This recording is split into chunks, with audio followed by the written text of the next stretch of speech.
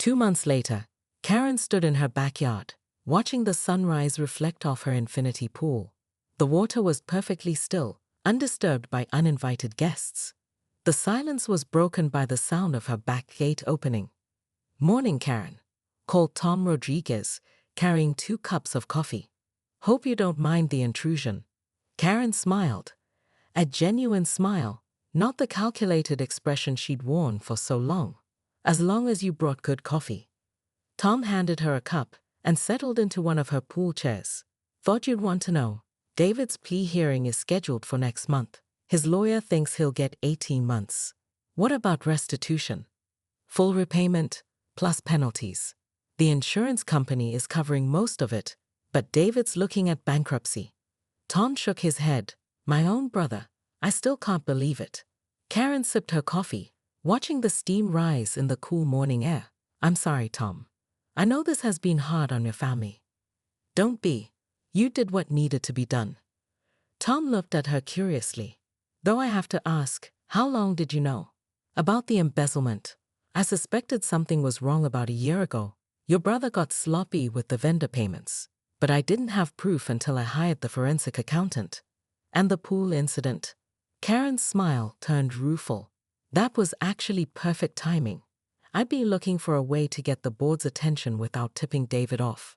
When they decided to turn my property into their personal playground, it gave me the excuse I needed to start documenting everything." Tom laughed. "So all those violation notices were completely legitimate. I just started enforcing rules that had been ignored for years. It was a win-win. Either they'd back down, and I could negotiate from a position of strength, or they'd escalate, and I'd have more evidence of their corruption." "Devious," Tom said admiringly. "Jim and Margaret still think you're some kind of criminal mastermind.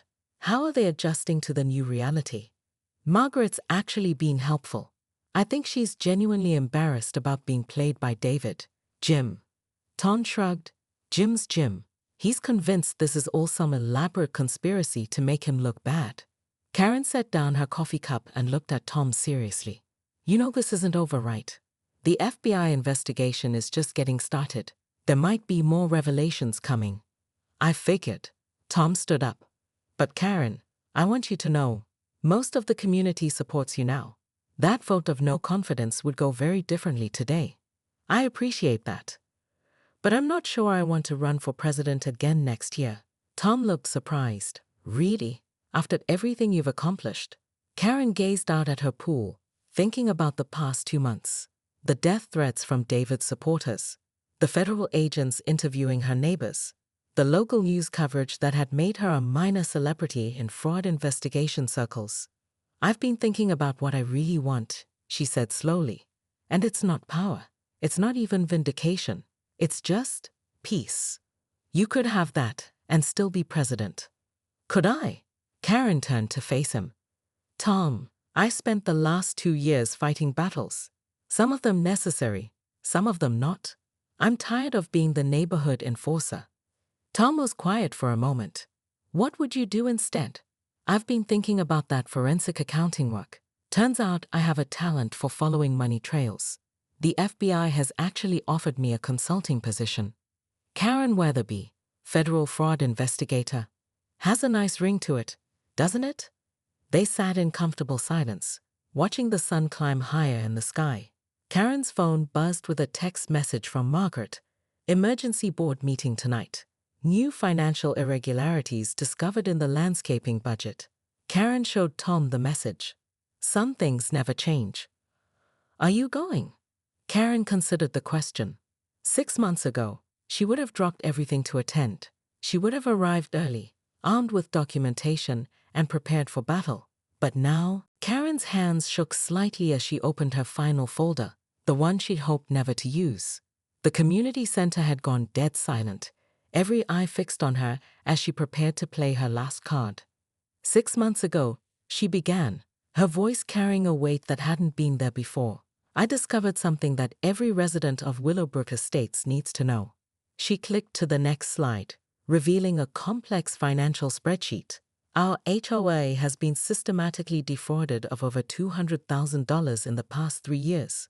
The silence was deafening. Karen watched as the color drained from David Rodriguez's face. That's impossible, Margaret stammered. David handles the finances. David handles the finances, Karen agreed, and David has been very creative with his accounting. She clicked through a series of documents, inflated contractor invoices, payments to non-existent vendors, and a trail of financial irregularities that painted a damning picture. The pool incident wasn't about testing water quality, Karen continued. It was about intimidation. 3 days before you broke into my property, I confronted David about these discrepancies. He knew I was closing in on the truth. David shot to his feet. This is insane. I've never stolen from your neighbors. Karen's voice was ice cold. Mountain View Landscaping, a company that doesn't exist, but somehow received $15,000 last year. Premium Pool Services, another ghost company that charged us $8,000 for maintenance on a community pool we don't have. She pulled out a thick manila folder. I have bank records, David. Cancelled checks made out to companies that trace back to your personal accounts. The room erupted in chaos. Residents turned to stare at David, who was backing toward the exit with the look of a tracked animal. You're lying, he said, but his voice lacked conviction. Am I? Karen clicked to the next slide, showing a photograph of David's recently purchased boat. Funny how a man making $45,000 a year can afford an $80,000 yacht. This is a witch hunt. Jim Patterson stood up, his face red with anger. You're manufacturing evidence to distract from your own misconduct. Jim, I hate to break it to you, Karen said, her voice almost pitying. But you're implicated too. Mountain View Landscaping's biggest project was your backyard renovation, the one that supposedly cost the HOA $12,000, but was actually done by your brother-in-law for free. The room was spinning into pandemonium. Residents were shouting questions, accusations were flying, and Karen noticed several people pulling out their phones to record the chaos. Margaret Chen stood up slowly, her face ashen. Karen, these are serious accusations. Do you have proof? The emergency neighborhood meeting was standing room only. Karen surveyed the packed community center from her position at the head table, noting the familiar faces of residents she'd cited, photographed, and documented over the past 2 weeks. The tension in the room was palpable, crackling with the energy of a community pushed to its breaking point. This is ridiculous, shouted Mr. Peterson from the back row, waving his violation notice like a battle flag. 27 citations for my fence paint being Arctic white instead of pure white. They're identical. A chorus of angry voices erupted. Karen banged her gavel, a gift from her predecessor that she'd grown quite fond of. Order, she commanded. We're here to discuss community standards, not to air personal grievances. Personal grievances? Mrs. Chen stood up, her elderly frame trembling with indignation. You fined me $300 because my roses grew 6 inches over the property line. The covenant clearly states. The covenant is 30 pages of legal gibberish that nobody reads, interrupted Tom Rodriguez, David's younger brother. This is harassment, plain and simple. Karen's composure cracked slightly. I am enforcing the rules that each of you agreed to follow when you purchased your homes. If you have a problem with that, perhaps you should consider relocating to a community with more flexible standards. The room exploded in outrage. Margaret Chen stood up slowly, her face pale but determined. I call for a vote of no confidence in Karen Weatherby as HOA president, she announced.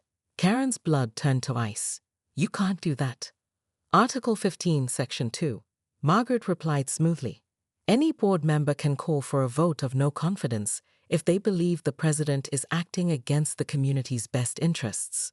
Seconded, Jim called out immediately. Thirded, David added. Karen's mind raced. She'd spent years studying the HOA bylaws, memorizing every clause and subcategory, but she'd never imagined she'd be on the receiving end of Article 15. Fine, she said, her voice steady despite her racing heart. But according to the bylaws, I have the right to defend my actions before any vote is taken. She stood, straightening her blazer, and looked out at the sea of hostile faces. These people had no idea what she'd sacrificed for this community. The hour she'd spent reviewing landscaping proposals, mediating neighbor disputes, and ensuring their property values remained high. They saw enforcement as harassment, but Karen saw it as preservation of their investment. 2 weeks ago, she began, her voice carrying to every corner of the room.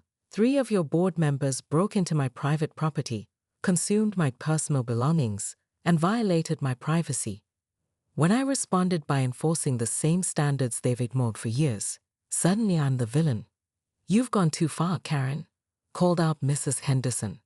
Measuring grass height with a ruler? Timing how long visitors can park on the street. This isn't community management, it's tyranny. Tyranny. Karen's voice rose. I'll tell you what tyranny is. It's living in a community where the rules only apply to some people, where board members can do whatever they want, while everyone else has to follow the guidelines. She pulled out her phone and displayed a photo on the small projector screen. This is Jim Patterson's backyard shed, built without architectural approval. This is Margaret Chen's garden path, unapproved hardscaping. This is David Rodriguez's basketball hoop, mounted in direct violation of the recreational equipment restrictions. The room grew quiet as the photos continued. Karen had documented everything, and the evidence was overwhelming. For 2 years, I've watched this board play favorites. Wealthy residents get warnings while modest-income families get fines. Connected residents get extensions while newcomers get penalties. I decided it was time for equal enforcement. Equal enforcement. Margaret stood up again. You've written more citations in 2 weeks than the previous 3 presidents combined. Because the previous 3 presidents were negligent in their duties, Karen shot back. I'm the first president to actually read the covenants and enforce them fairly. The room erupted in competing shouts of support and condemnation. Karen realized with growing horror that the community was splitting down the middle. Some residents were nodding in agreement, particularly those who'd been frustrated by their neighbors' violations. Others were clearly plotting her downfall, all in favor of a vote of no confidence. Margaret called out over the chaos. Hands began to rise throughout the room. Karen counted quickly. It was close, but it looked like the motion might pass. Wait, she said, her voice cutting through the noise. Before you vote, there's something else you should know. 3 days later, Karen stood in her home office, surrounded by printed emails, photographs, and a stack of HOA violation notices that would make a building inspector weep. She'd spent the weekend conducting what she called neighborhood quality assessments, armed with a measuring tape, a decibel meter, and a determination to prove that turnabout was indeed fair play. Her phone buzzed with an incoming call from Jim Patterson. Karen, what the hell is this? Jim's voice was strained, bordering on panic. I've got 17 violation notices in my mailbox. 17. I'm simply doing my job as HOA president. Karen replied, examining her nails with affected boredom, ensuring all residents comply with our community standards. My mailbox is 2 inches too far from the curb. My garden gnome violates the decorative statute restrictions. This is insane. It's the law, Jim, or rather, it's the HOA covenant that every resident agreed to follow. Karen's voice carried a satisfied edge. I'm sure the board will appreciate your commitment to following the rules. She hung up and immediately received a text from Margaret. Emergency board meeting. Tonight, 7 p.m. My house. Karen smiled. Let them scramble. She'd been preparing for this moment since she'd watched them splashing around in her pool like entitled teenagers. That evening, Karen arrived at Margaret's house precisely at 7, carrying a leather portfolio and wearing her most intimidating power suit. She found the other 3 board members huddled around Margaret's dining room table, looking like conspirators planning a coup. Karen, Margaret began, her usual composure cracking slightly. We need to discuss your recent enforcement activities. I'm all ears. Karen settled into her chair and opened her portfolio with theatrical precision. You've issued 43 violation notices in 3 days, David said, his voice tight with frustration, to every single resident who's ever questioned one of your decisions. 44, actually, Karen corrected. Mrs. Peterson's wind chimes were 12 decibels above the acceptable noise level. This is harassment, Jim sputtered, pure and simple. Karen's expression hardened. Harassment. Like entering someone's private property without permission. Like helping yourself to their personal belongings. Like conducting unauthorized inspections while trespassing. The room fell silent. Margaret's fingers drummed against the table, a nervous habit Karen had noticed during their most contentious board meetings. "We get it," Margaret said finally. "You're upset about the pool incident. But this scorched earth approach isn't helping anyone." "On the contrary," Karen replied, pulling out a thick folder. "It's helping me understand just how many violations our board members have been ignoring. Take your property, for instance, Margaret. Your koi pond wasn't approved by the Architectural Review Committee. Your Japanese maple exceeds the maximum tree height for corner lots. And your outdoor lighting violates the dark sky ordinance." Margaret's face flushed. "Those regulations are rarely enforced." "Were rarely enforced," Karen corrected. "I'm implementing a new policy of strict compliance. After all, how can we expect residents to follow rules that the board itself ignores?" David leaned forward. "Look, Karen, maybe we got carried away with the pool thing. But you're destroying neighborhood morale. People are calling for your resignation. Let them call." Karen's smile was razor-sharp. "I was elected by a majority vote, and I intend to serve my full term.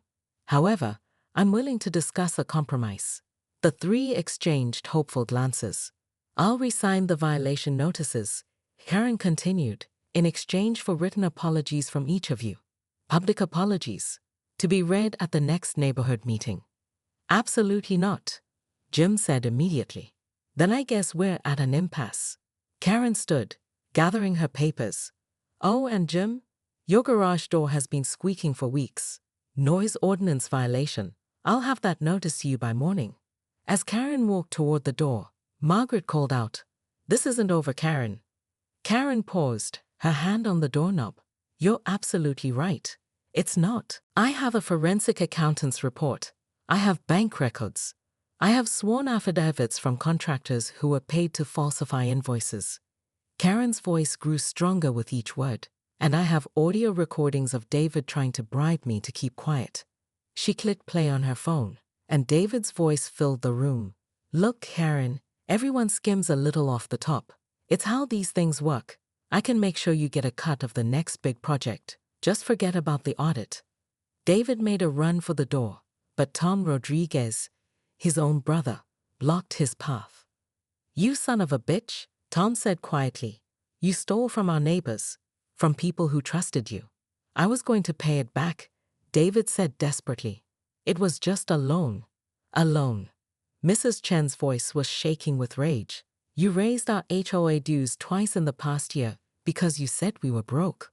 Karen watched the scene unfold with a mixture of satisfaction and genuine sadness. She'd never wanted it to come to this, but David and his co-conspirators had forced her hand. "The real question," she said, her voice cutting through the chaos, "is what we do now. I've already contacted the district attorney's office. The FBI's white-collar crime division will be opening an investigation." The room fell silent again. The weight of the situation was finally sinking in. "Karen," Margaret said slowly, "why didn't you bring this to the board immediately?" "I tried, but when I requested an emergency meeting to discuss financial irregularities, David convinced you and Jim to postpone it. When I asked for access to the complete financial records, you told me it wasn't necessary. When I suggested an independent audit, you said it would be too expensive." Karen looked around the room at the faces of her neighbors, people who'd been ready to vote her out of office 5 minutes ago. "So I did what I had to do. I investigated on my own. And yes, I used the violation notices as leverage, because I knew that if I could prove the board was playing favorites, it would be easier to expose the larger corruption." She paused, letting the implications sink in. The pool incident was the final straw. They weren't just violating my property rights. They were sending a message: keep quiet, or we'll make your life miserable. The room was quiet now, but Karen could feel the shift in energy. The anger was still there, but it was no longer directed at her. "So," she said, closing her folder, The question isn't whether I should be removed from office. The question is whether you want a president who's willing to fight for this community, or whether you want to go back to the way things were. Karen Weatherby's perfectly manicured fingernails dug into her smartphone as she watched the security footage for the third time.